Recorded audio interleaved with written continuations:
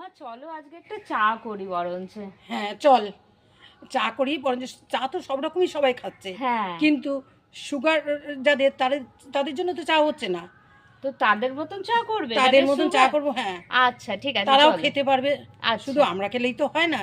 আচ্ছা ঠিক আছে, হ্যাঁ। চলো তাহলে। আচ্ছা, প্রথমে একটা মিক্সিং জারে 4 চামচের মতো গুঁড়ো দুধ, 3 চামচের মতো চা পাতা আর 4টে এলাচ, একটা দারুচিনি আর 4-5টা মতো সুগার ফ্রি ট্যাবলেট খুব ভালো করে গুঁড়ো করে নিতে হবে।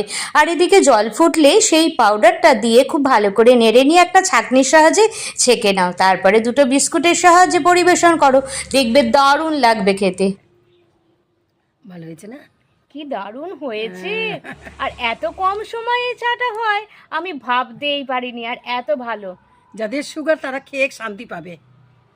সত্যি তাই, মিষ্টিও আছে অথচ হ্যাঁ। খেতেও খুব সুন্দর। এলাচের গন্ধ কি সুন্দর হ্যাঁ। বেরোচ্ছে।